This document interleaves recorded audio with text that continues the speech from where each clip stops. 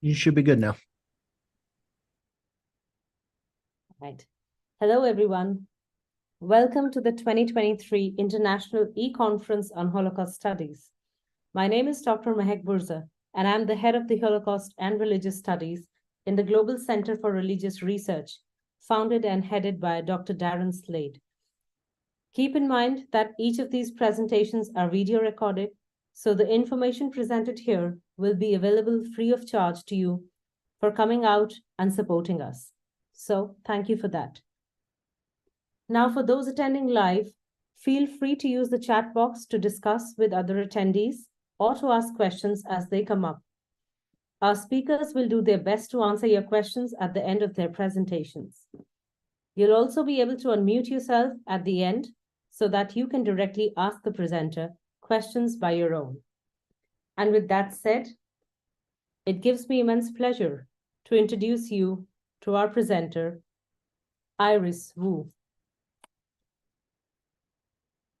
She is a master's student in humanities at the University of Texas at Dallas.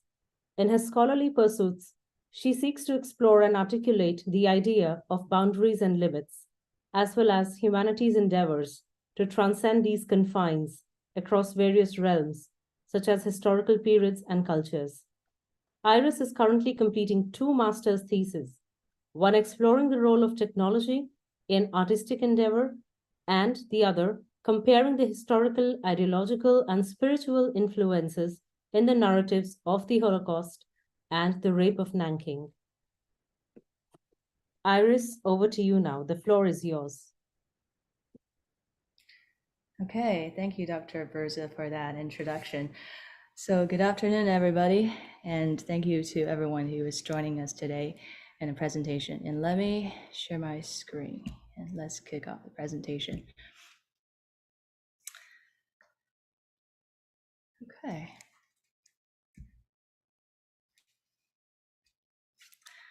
So I think this year our conference theme is very relevant. First, because many survivors are passing on, and also because the rise of anti-Semitism that we are witnessing today. So the importance of remembering the past became more obvious. We have a special focus on performances here, which I believe has a unique power that archives or information in fact books do not possess. And of course, I'm not discounting the importance of archives, but that's another topic. And for history to be recorded, it can survive on papers or databases or books or libraries. But for memory to live on, I think I am arguing that it has to be passed on from human to human. And I think that's where the performative perspective comes in the action of the people, their testimonies, their voices, the look of their eyes become engraved on their audience's hearts, and thus the memory is transmitted. So today, my presentation focuses on the performative elements found in emerging technologies. And I am focusing my attention on simulating technologies with two things in particular, and that is the first thing, the holograms in museums and VR films. So both of these technologies are created in an attempt to keep the memories alive as we enter the post-Witness era. When thinking about these technologies, many people usually think about their computing aspects and overlook their performative ones. I am identifying two major characteristics of simulating technologies. One is the interactive element, and the other is the immersiveness of these technologies. To illustrate it first, I am primarily using holograms as a case study, and to illustrate a second, the VR films. I'm interested in analyzing the potentials and opportunities these technologies present to us, including how many museums are currently utilizing technologies to preserve the memory of the Holocaust, as well as the limit they have and the boundaries that they should have. So with that, let's begin with the opportunities. The holograms, there are many types of holograms that are being used in museums. There are the ones that does not interact, which displays 3D artifacts, such as the ones used to be displayed in the Jewish Museum in Vienna. And this is a picture. It's very low resolution, but this shows a vague idea of what is it like in the Vienna Jewish Museum. Yet my primary focus today is not going to be these artifacts, the stationary ones, but the interactive ones. And one example of these is the hologram in the city that I currently live in, which is Dallas, in the Dallas Holocaust and Human Rights Museum. And another one is the Illinois Holocaust Museum and Education Center, which is the first institute in the world to present fully interactive video biographies in a permanent exhibition space. And here is a picture of how interactive holograms in museums looks like. And this one in particular was taken at the Illinois Holocaust Museum. So these holograms, both examples that I mentioned, the holograms have survivors sitting on a chair, as you can tell in this image, and engaging in conversational interaction with people. And these holograms are being advertised for their interactiveness.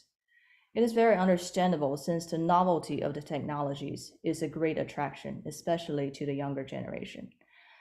Some that are listening to me here may already have personally experienced these medias, the holograms, in museums. So I won't go into too much detail about what these are, but let me do a really quick technical reveals of what is the behind the stage aspect of these holograms. So the survivors are filmed with hundreds of high resolution cameras, and these usually take weeks. And these survivors are sitting there on the chair, and they're asked thousands of questions in a period of usually 1 week or 2 weeks. So let me read a quotation from one survivor, Renee Salt, and she was based in London, her experience with filming for the hologram. So she reported, "They put me in a little room with a film crew. For 5 days they filmed, 2 hours on, half an hour off. Every day, everything had to be exactly the same. My hair, my clothing, the position of the chair. One day, they even knocked on the window and complained that my ring had shifted."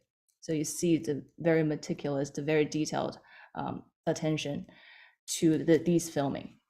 And she continues, "I sat in a red leather armchair wearing an off-white tweed suit. First, they filmed me telling my story, and then they asked me every possible question someone might ask in response. Some of the questions were so stupid, the kind children ask, like, what's your favorite color? Others included, do you believe in God? And how did you survive?" So these questions, these interviews are really to try to simulate what actual questions from audiences, visitors to museums will have. So these thousands of questions are recorded, and they became the database of the hologram. And then here's the retrieval of the data.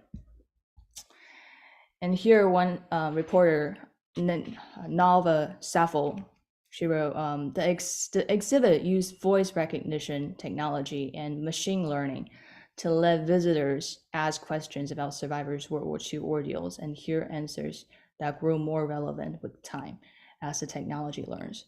And this is very relevant as today we are seeing technologies as ChatGPT are using a similar technique, voice, especially machine learning.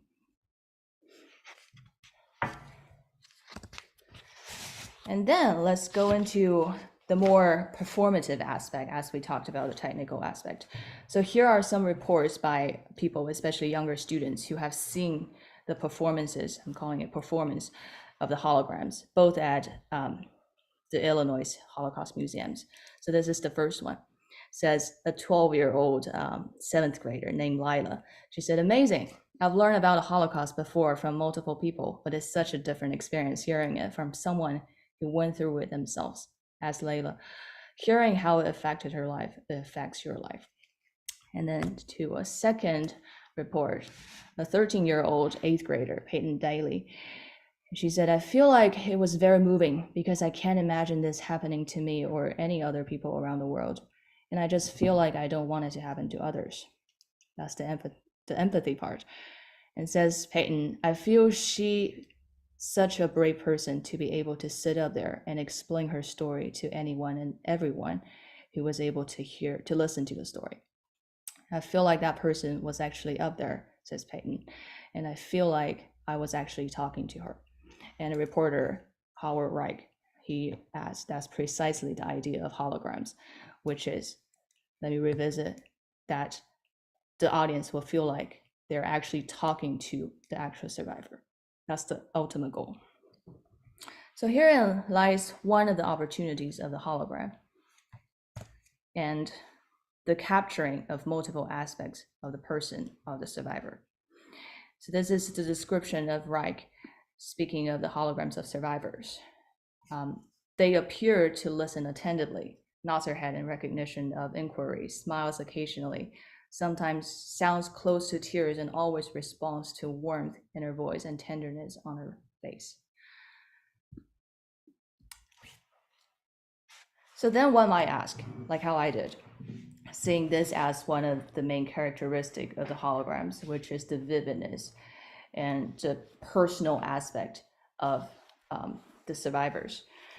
Then one can say, how is the hologram any different than other media, such as films, that also capture this personal characteristic? Well, the potential answers are, first, the holograms are life-sized. And second, with the appearance of question and answers, there are more dynamics to the media than the one-way communication process of film. Here is the great potentiality of the so-called interactive element. In a way, the interactive element and the sheer novelty of holograms does capture more attention for those who are less knowledgeable in the Holocaust, and thus can serve first as a means to communicate the Holocaust to the general public, and second as a spectacle, an attention grabber, and a placeholder in a limited space of public consciousness. And let's not overlook the importance of this. As well, Yehuda Bauer wrote about film. He writes, and he's talking about, let me find a quote here. Yes. So here he is referring it by the 1987 NBC miniseries Holocaust, which he called mostly pure kitsch. So it was the background to the growing consciousness of the Holocaust, and it gave a tremendous push to serious academic research, as well as to Holocaust education in schools. And he observes, maybe we do need a cheap popularization like that, even though holograms are not at all cheap, in order to move people to create an atmosphere in which serious research and teaching of the Holocaust can take place. Moreover, thinking of the hologram exhibition as a performance, then each viewer in this case has the possibility of also being an actor. And in this case, they play the interviewer. In terms of remembering, one research as mentioned by Paul Verscher and Stacy Veringa says, dialogue-based education shaped by feedback and motivation renders better learning outcomes, especially when combined with individualization. And that is something that a hologram could potentially provide. So one has to admit that purely from a learning perspective, that is, we're not currently evaluating the accuracy and the retention of the content of the learning. Many evaluations show that interactive holograms does have a positive outcome. Yet, I raise this question, is it a proper media for the Holocaust? So I will reserve this question for later to be discussed more thoroughly. Before that, let's discuss another aspect of the new media, which is immersiveness, and that is illustrated by VR technologies. So virtual reality can be defined very broadly or narrowly. In some scholars' work, holograms are also categorized as virtual reality. Yet again, let me limit the scope of my analysis to VR films, which excludes the element of interaction which we have just discussed and focuses exclusively for a while on immersiveness. So before going too in-depth about the different kinds of VR, let me show you a short video. Let's see if this is gonna work. And do keep in mind that in a real VR experience, just imagine yourself wearing a goggle and you can turn around and see 360 degree of the scene. But for the sake of demonstration, let me just show a video.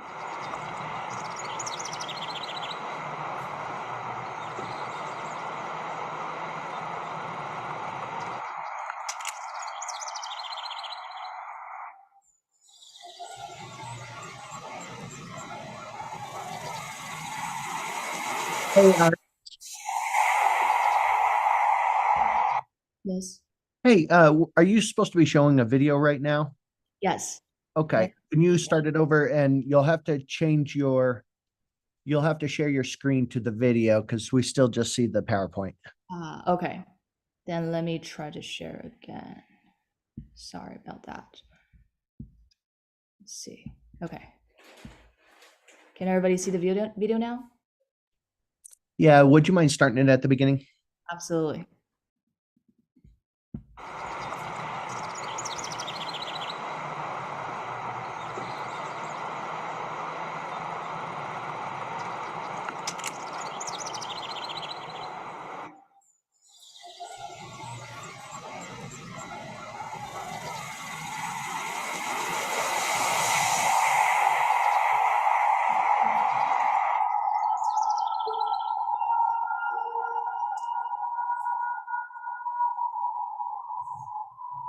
So you can see it turning.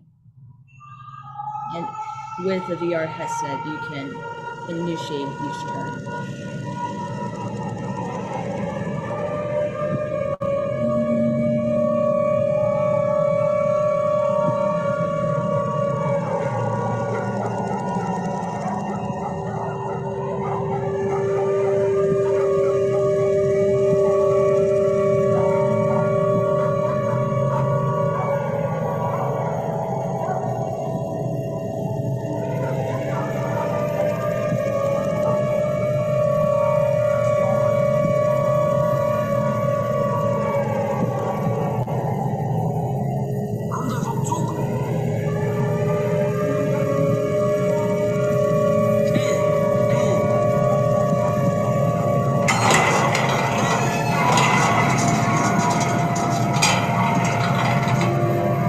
Aussteigen, aussteigen.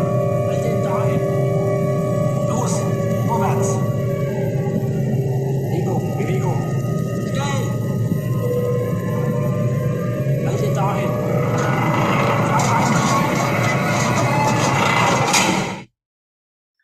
Okay, so that's a very brief overview of what one example of such a simulation can look like. Let me go back to my presentation again. Everybody see my slides? Yes. Awesome, okay.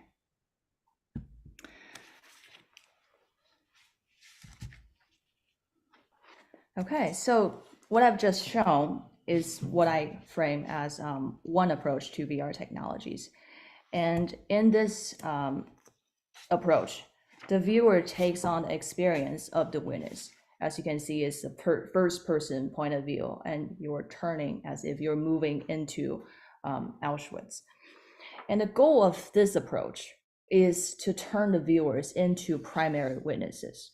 In other words, they're trying to get the viewers back to that historical scene and using the extremely powerful technology to achieve a result in which the viewer seems to empathize with the victims. However, my argument is that as art, this experience might be great, but as a medium for remembering an event such as the Holocaust, this approach should probably scrutinize a little closer. In my humble opinion, this approach should be avoided because, as I will explain in more details later, there is actually no way we can empathize with the true experience of the victims unless some technology allow us to recreate Auschwitz as is, which in the first place is impossible. And even if such technologies are to exist one day, it should not be used. Auschwitz should be remembered, but never brought back. Again, in my very humble opinion, recreating Auschwitz for the sake of remembering it is counterproductive and foolish. So this approach, no. Yet, this is not to say that the potentiality of VR is to be entirely discounted and disregarded, but we do need to be extremely cautious in its design and its application because it is a very powerful medium. So here is another utilization, another approach, and this is seen almost as a virtual tour with the survivors as their tour guides. So in this approach, one example is the 2017 film, The Last Goodbye. And in this kind of VR films, the line between the primary witnesses, which is the survivors in this case, and the viewers are not blurred. as in the previous approach. But in this approach, it is emphasized. Through immersive VR technologies, the viewers are taken back to the historic sites, such as former concentration camps. But do note, it is former concentration camps. It is not Auschwitz during the Holocaust. And in some of these VR films, the survivors are serving as the tour guides of the viewers, and they tell their stories on the virtual sites. And they can actually point to, for example, a stone or an architecture and say, this is the story of me with this stone back then. So in this form, it is different than a stationary actor in the hologram. The actor and the VR are moving, and so are the environments. Just recall the last footage that I've just shown. The entire environment is moving, and you can look at the different angles of that environment. So many who does not have the opportunity to travel to sites now gain the ability to go there virtually and interact with the environment and the sites with at least two senses, which is visual and audio. Stanil Azara, the creative director of the footage I've just shown, Witness Auschwitz, says, books are not enough. Movies are not enough. We have to be there. And with VR, we can be. And there is a power to the presence. Moreover, again, comparing VR to the more traditional medias as film, the scholar Steady D. Drone notes, recent neuropsychological research suggests that VR is processed and remembered differently to 2D media. Well, 2D media like film, for example, merely enter episodic memory. Experiences made in VR also enter the more complex autobiographic memory. Don't ask me too much detail about these neuropsychological details since I'm not a neuropsychologist, but there are something that we can refer to. And she goes on, inter alia, self-reflection, emotional evaluation, and semantic processes, and influence body memory. What distinguishes VR from films is precisely in this physical element of memory. When a moviegoer sits on their seat statically, VR users move. Here I am now referring to the intellectual movement that goes on in any engaged audience, such as a careful reader of a book or a watcher of a film. But physical movement, even in merely raising a hand as interacting with a hologram, speaking out to something that seems to be interactive, and moving the head to look around. In a sense, one commonality in the strengths of the hologram and VR film is in the participation of the viewers. Instead of sitting statically, they engage in movements, either through speaking, as in the holograms, or moving, as in VR. In this sense, the viewers becomes the performer, and through performing, achieve a special understanding of the event. The power of these media lies not only in the performance of the actors, but the performance of the audience. Now I have briefly argued for the possibilities of the new medias. It is wise to also look at their limits. And here I am approaching the limits by categorizing it into two categories. The first I'm calling the media's natural limitations, which are what it cannot do. And the second category is artificial limitations, i.e. the limitation that we should place on these media. I believe that understanding the natural limitations of these technologies and creating artificial ones for them are more important than perceiving and praising their power and potentials. Since the more powerful something is, the more checks it needs to have to prevent it from being misused. So let's start with the natural limitation. The use of simulations to teach the Holocaust does not start with the advances of technologies, but have worked previously in a different way, which also have performative features. So in this book, Holocaust Education, Issues and Approaches, the author Samuel Totten writes about several classroom simulations teachers utilizes to teach the Holocaust to their students. And let me mention one example Totten uses to contextualize what these simulations look like. And here I am reading the exact words as written by the author. So first is a 7th grade social studies teacher. And she draws a long broad rectangle in chalk on the floor in the middle. It's a large box drawn on the floor. And she explains that today they are going to gain an understanding of what it was like for the Jews to be deported to concentration camps and cattle cars. And then, as the kids enter and lined up, she swiftly marches the students into the imaginary boxcar. As the space becomes increasingly crowded, he urges them to squeeze tighter together. She keeps feeding more students into the area. And when the last student is in, she pretends to slam the imaginary door closed. And then there is a quite, in my opinion, quite a disturbing description of the effect of this simulation. And the author continues to write, as the students stand there, giggling, complaining about their feet being stepped on, gently pushing and shoving each other, the teacher orders them quiet and then reads them a selection from a first-person account that describes the cattle cars. At the end of the simulation, she announces, I think this is very important, now you have some idea as to what the Jews went through. You should never forget it. So for most of us who knows something about cattle cars and the history of what the Jews actually went through, we see that there is an enormous accuracy and irreverence of this media, despite the best intention of the teachers and the innocence of the students.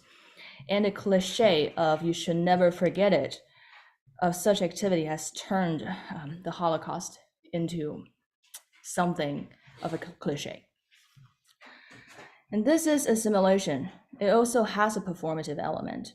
It also satisfies the requirement of physical movement and active participation, as we discussed earlier, in the strength of the simulating medias.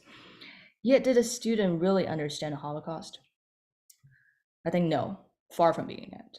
Such simulations are at best counterproductive. This brings me to my first limit or obstacles any simulations or communication face, and that is the unrepresentability of the Holocaust. As many survivors and scholars struggle to find words to describe the Holocaust, since many words have taken on a different meaning in that completely alien universe of Auschwitz, any simulation, no matter how powerful or minimalist, from a classroom simulation to a hologram to a VR film, one fundamental lesson is that, using Tauten's words, the simulations will never ever even begin to approximate or simulate the horror that the victims suffered at the hands of the Nazis. And he continues to write, what is of critical importance here is that the use of such simulations often result in students believing that, at least to some extent, they do. Here is the natural limitation of any representations of the Holocaust. It is never exact and enough. The horrifying part is that many emerging technologies uses words and phrases such as real and as if I were there, recall the two hologram experiences I included earlier, as advertisement. I'm not saying here that simulations in any form should be banned altogether. Above all, it is not practical to ban it. But I am arguing for a strong awareness of the unrepresentability of the extent of horror in the Holocaust.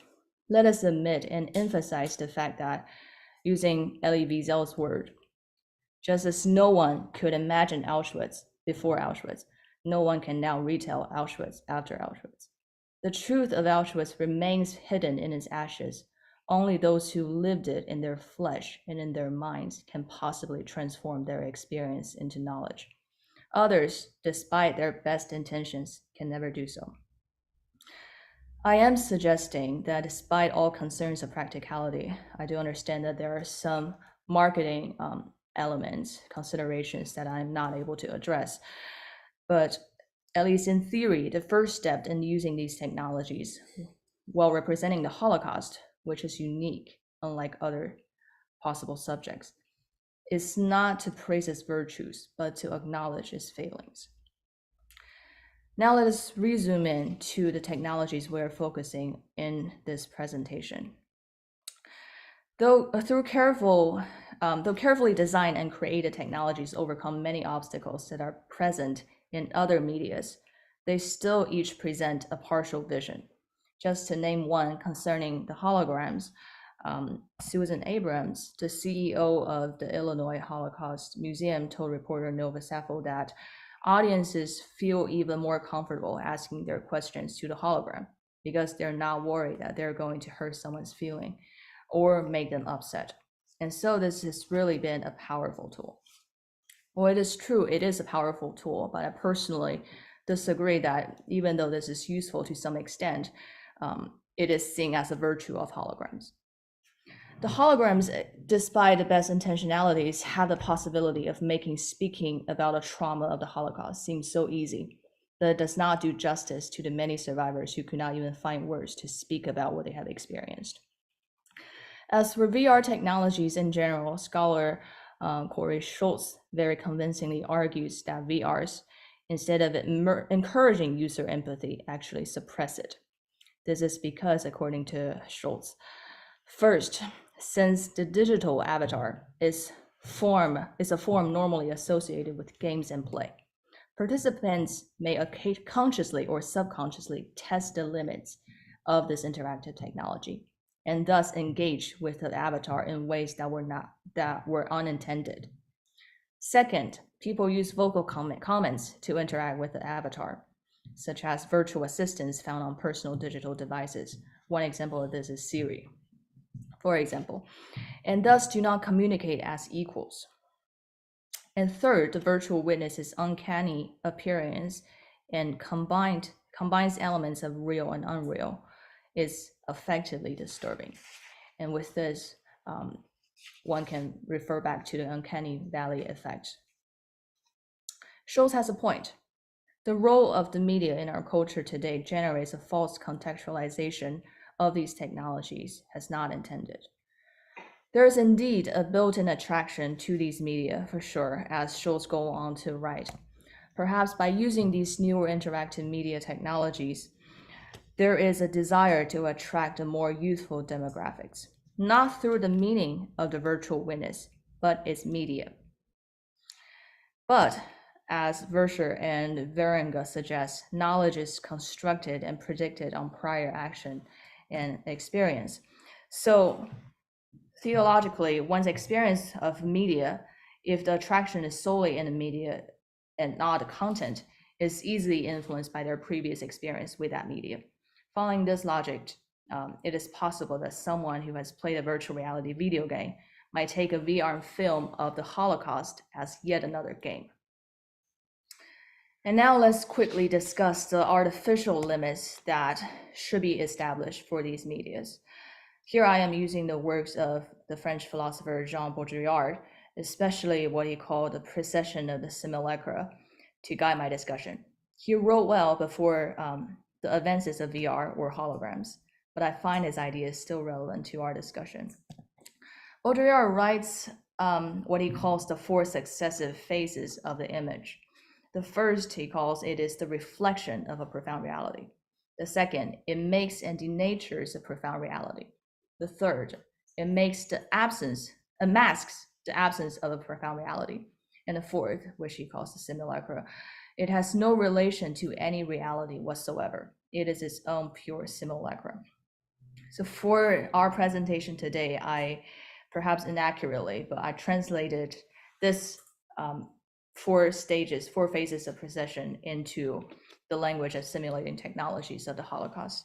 So the first, it is a reflection of a profound reality. What it means to me is that it is something that reflects what has happened, and it is a very clear reflection and a representation. For example, it can be a memoir, a historical document, a photograph, a documentary film, given that all of these are done with care and reverence. The second, it masks and denatures a profound reality. So the second is when the Holocaust is represented containing fictional elements, such as a novel, a feature film. And then the third, it masks the absence of a profound reality. And this is what I think is where the holograms and the VR films lies, which advertises itself on its realness while masking the fact that a true history is unrepresentable. And then it's the fourth. I do not clearly see this in our current society, which is perhaps a marriage, but it can exist outside of my knowledge or in my one day exist. And I am here calling it the popular misconception of the Holocaust and the many people's false familiarity with it. And let me just use this as a placeholder and wait for a better and more accurate one.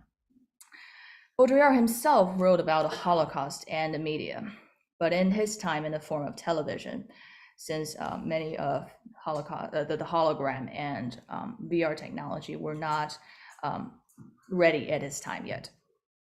But I think some of his warnings are still relevant. So here toward the end of my presentation, I'm going to read some lines from his writing on the Holocaust. This is in the book Simulacra and Simulation. This is a chapter and I'm adding some of my interpretations to it. This forgetting, he writes, and that is forgetting the Holocaust, is still too dangerous. It must be effaced by an artificial memory. Today, everywhere, it is artificial memories that efface the memory of man and efface man in his own memory. I think here he writes not without sarcasm and even sadness. It is when one relies on something that is outside of oneself to do the job of remembering. As I mentioned in the very beginning of my presentation, when an event exists only in a history book, in a monument site, in a memorial museum, but not in the consciousness and memory of a living person. And skipping some lines down, one no longer makes the Jews pass through the crematorium of the gas chamber, but through the soundtrack and image track, through the universal screen and the microprocessor. And he goes on, even the type of social historical dimension that still remained forgotten in the form of guilt, of shameful latency, of the not said, no longer exists. Because now everyone knows, speaking of the false familiarity, everyone has trembled and bowed in the face of extermination, a sure sign that that will never again occur.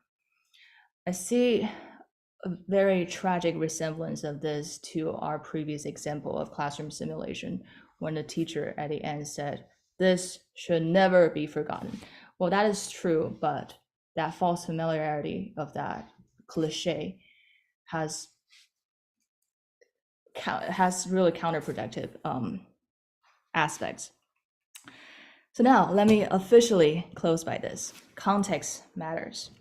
For the technologies to work, there has to be grounded in a context that provides two things. One, the fact that a simulation is not reality. This has to be very clear. And two, some necessary supplementary materials that accounts for some crucial missing parts that the technologies fail to explain. A VR film or a hologram should not be floating around in the popular mass media, since miscontextualization and presenting it without context might shift the meaning greatly and may even become the raw material for deniers. So let me leave you with these words by the historian Yehuda Bauer. He said, "We have to move with the time. And I find that these possibilities are expanding and are extremely important. Yet we have to learn the basics of these before we can use them effectively." And thank you. And these are my references. Wow. Thank you, Iris. That was Yeah. really good stuff. And it was amazing, and how well you balanced both the opportunities and the limits. It reminded me of one of the articles that I had read, and it began with the question, how exciting it would be if you could learn physics directly from Albert Einstein. So, and then, of course, we're still living in a paradox where, virtual realities are a boon, and of course they're not. And we also have the world's first hologram protest in Spain. And, and they were of the opinion that if you are a person, you won't be allowed to express yourself, but if you are a hologram, you can just get away with it.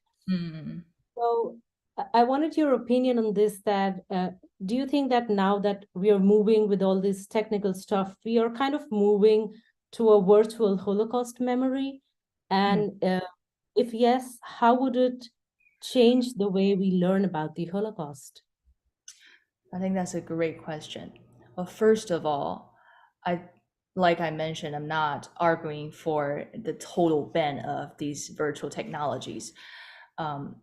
in a sense, when we look at history and we see how history is recorded, in each historical period, they're using the technology of that time to record, such as writing is one of the technologies that recorded the history of that time as it was invented. Previously, it was oral, and then there's writing, and then there is film. Film is another thing that we use to record something like photographs or a videotape or something. And now we're moving into something that these technologies, these virtual technologies are now available. I think we should not entirely shift our remembering into these virtual realms.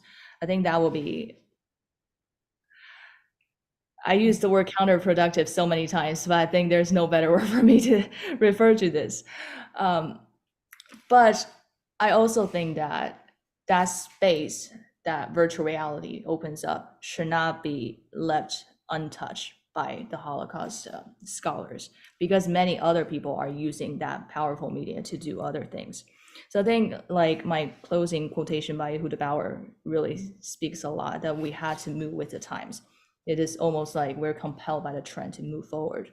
But at the same time, since many of the primary documents are recorded, not in virtual forms, but in, for example, written forms, it is never gonna be a complete and perfect translation, let me use that word, translation, to change that original form into something what we call the virtual form.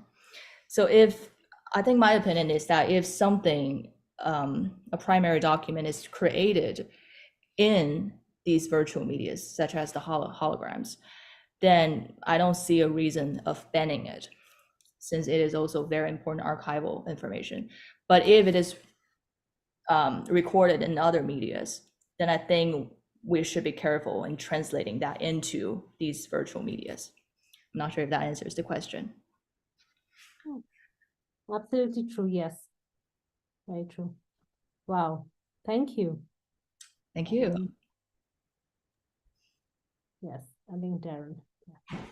Ms. Wu, I'm wondering, do you have an opinion on this, or has there been any research or any mention in the literature about what should go first when educating people about the Holocaust? Would a VR session be a good introduction into the thing? Or do you think it ought to be a classroom setting type of thing where you're given some context and you understand what's going on and some of the horrors that happen, and then you put on the VR headset? I think from the literature that I've read, there are two types of context. One is the museum, obviously, and the other one, also a classroom, can also be a very important place where these technologies can find a place. But they're usually used as supplementary materials. So in a sense, they're not used as the main focus of these teaching sessions or museum visits. So yeah, and then my opinion will be that I wouldn't show a student a VR or a hologram the first thing of their acknowledging of the Holocaust. I think I would personally go with the more historical background of it, understanding the reality of what had actually happened, and then moving into some of these experimental techniques. And yes, one of the literatures I have read actually labeled it as experimental. That's good. Well, yeah, of course. It's interesting because I don't think until this presentation, I don't think I've even thought about this, whether you ought to introduce the subject matter in a very more neutralized way in a classroom type setting or at home, however, prior to even going to the museum. So now my brain is wondering what happens, what's the effect of somebody who's never been exposed to the Holocaust, doesn't know anything about it, and their first exposure to it is taking a tour of Auschwitz or going to the National Holocaust Museum in Washington, D.C., something like that. Yeah. I'd be curious to know how much, if it has an effect or not. Any thoughts about that? Because I have a couple more questions for you. Oh, wow. Okay. I will do my best in trying to answer that question. I think, first of all, if someone's first encounter is with a hologram or a virtual tour to Auschwitz, I think some of these, like I have also mentioned, some virtual tours are quite neutralized. They're not like very emotionally filled.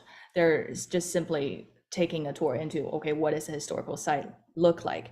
And what is the face of the survivor looks like? What is that person's story? So there is that element of historical truth to that. So if someone's first exposure to Auschwitz is through these platforms, these medias, I don't think that is going to cause too much of a problem. I think the main problem is that the only exposure is through these.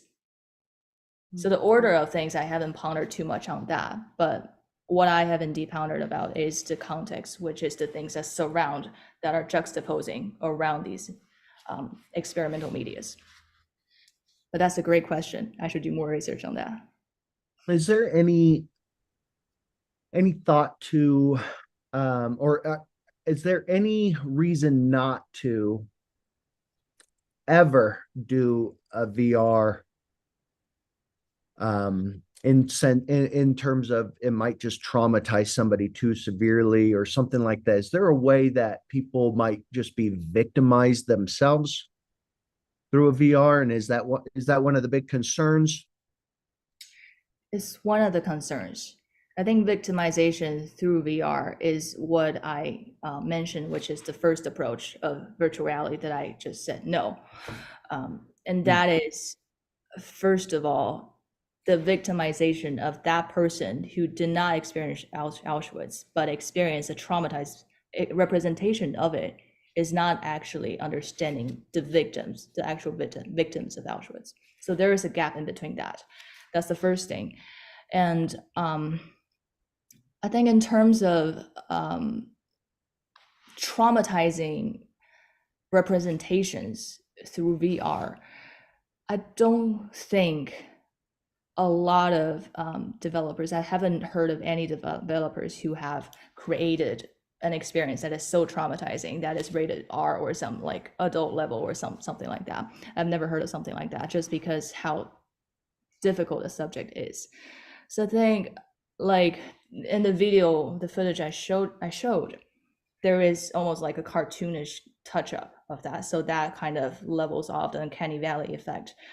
And in other approaches is simply showing the aftermath and not showing what happened during that time. Well, it's interesting. I would push back and say something doesn't have to be egregiously bad or graphic in order for it to traumatize somebody. People, we know that people can just be traumatized just by simply knowing maybe what's about to come, and they don't even see something, right? Good point. But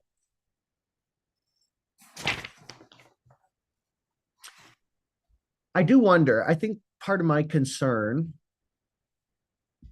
I'm kind of more deliberate or talking out loud here. Yeah, please do. So I'm not quite settled on this either, but I do wonder if some of the complaints and potential, the potential negative consequences of this, either it traumatizes somebody or it trivializes it, or somebody just does something wrong with it. I think it's worth the risk. It seems that some of the controversy surrounding it seems a bit on the oversensitive side. I remember when I was a boy, we were finally getting video games that were really cool. And I remember that they started making World War II and then Vietnam video games. And my father was served in Vietnam, and I had heard a report about World War II veterans saying, "Don't you dare make a video game about what we went through. This isn't a laughing matter. This isn't an entertaining game or anything." And I actually think that hindsight, the video games probably can be a really good educational tool and have actually done a service, not a disservice to it. And so I kind of am thinking that some of the criticisms might be too gun shy, they're too sensitive, and really could make it powerful. Yeah. Thoughts? That's a great point. I think I have to agree with you that there are actually oversensitivity to this subject, especially when one just complains about any VR or any hologram efforts without discrimination. So I think there are aspects that are critiques that are oversensitive. But I think the thing in general is that, as I mentioned, the more powerful the medium, the more checks they might potentially need. So sometimes I think there is a way to do these ethically and accurately. The thing is that how do we evaluate if something is done ethically and accurately without that hindsight? Like you mentioned, sometimes looking back, we see that, okay, we see video games can serve a better role than traditional just classroom interactions. So I think these technologies are a great frontier that we should tread on. But when we are treading on it, there might be like a bomb somewhere that is hidden that we do not see. So being cautious, and even I think my point, even being overly cautious might prove helpful. Yeah, it's a good point. I mean, hindsight, yeah, we might look back. It very well could have been we look back at the video games and said, well, that was a bad idea. Right. You are right. And I like what Yuval says in the comment section. He said, I thought causing trauma was the point. That's that is a great point because I kind of thought the same thing. I don't want to go into if I'm going to put on a VR headset and go through Auschwitz, I don't want it to be cartoony. And in fact, just that small video that you played, Mm-hmm. it didn't even show much, but I actually got goosebumps for a second. I actually had the hair set because I knew what's about to come. That's good. And to me, that should be the point. It should be to scare you at least. I don't know, traumatize you, but it should be, it should unravel you and unnerve you a bit. I think so. But of course, there's ethical concerns for that too. So go ahead. I think it's a continuum. On the one side is like overly cartoonish and it doesn't create any meaningful lesson. And on the other side is creating Auschwitz as is and is overly traumatizing that is irrevocable. I think it's somewhere in middle. And that middle part, I think, is really depending on the developers and the exact content that is being created. Good call. So, yeah. That's all I had. Thank you. Okay. Awesome.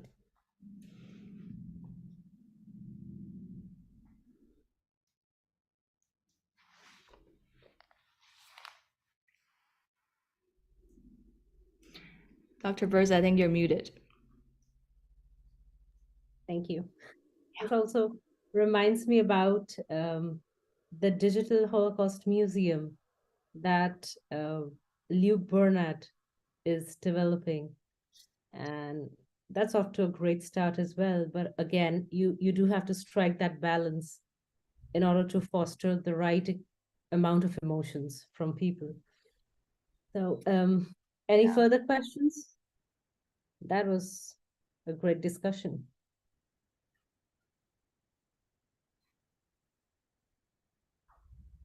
And I don't think we have any further questions. So I can ask a question. Yes, please. Go ahead. Do you think that the focus on what it felt like as the Holocaust was happening takes away from the focus of what actually happened? Could you explain that question to me a little bit? So you can either, I've been to the Armenian Holocaust Museum in Armenia, and there the focus is what happened. And when you go to American Holocaust Museum, the focus is what it felt like as it was happening. Mm-hmm. And which I think is more traumatizing and less educational. And do you think of that there's any tension between those two? That's a great question. Let me quote one of the sources that I read about Holocaust education, the Samuel Totten book in previous chapters. He talked about in Holocaust educations, there should be a balance between the logical or the analytical, which I think what you mentioned is the Armenian side, which is what happened, and also this emotional aspect of what it felt like when it happened. I think both of them are necessary. Because if we only have the first, then it's almost like having history, but having no literature. Well, having the latter, but not the first, is almost having literature and no history. So I think we need them both. And I don't think they should be in competition with each other.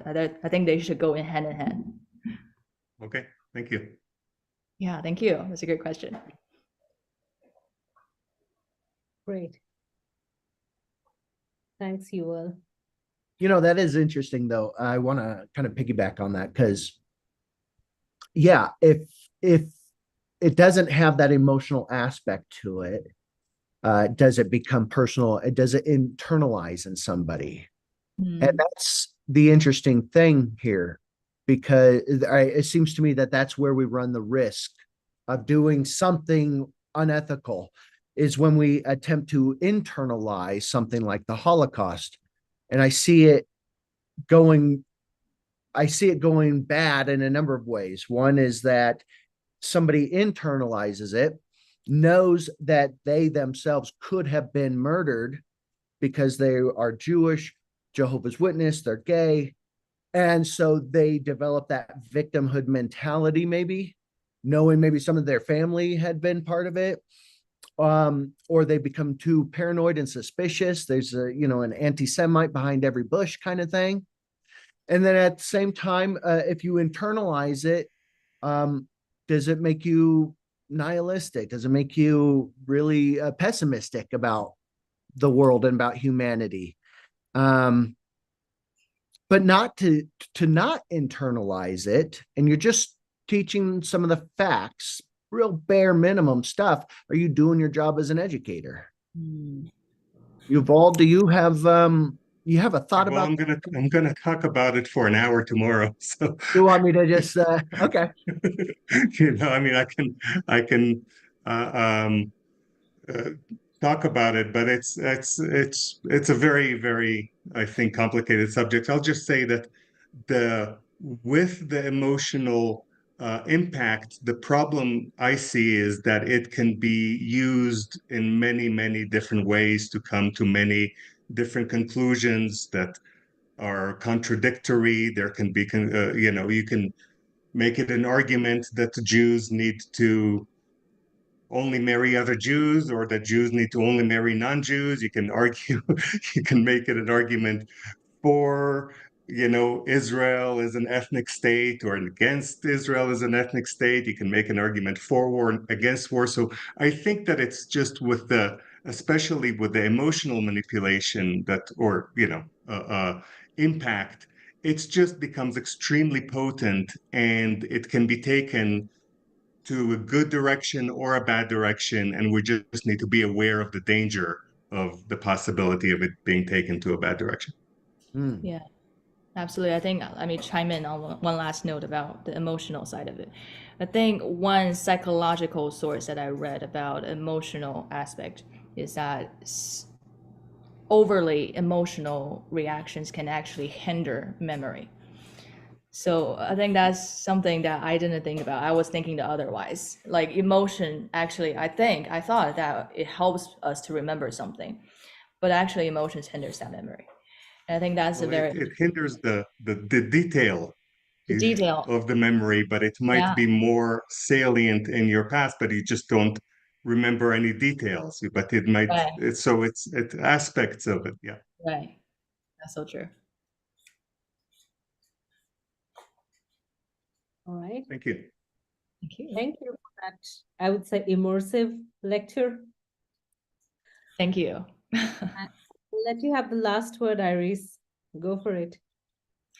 Okay, my last word, first of all, thank you everyone for listening to this presentation. And finally, let us remember the Holocaust and its lessons, its pains, and even though we cannot retrieve the truth of Auschwitz, as Wiesel was saying, it was forever hidden in the ashes. Let us at least dig for something. That is my last word.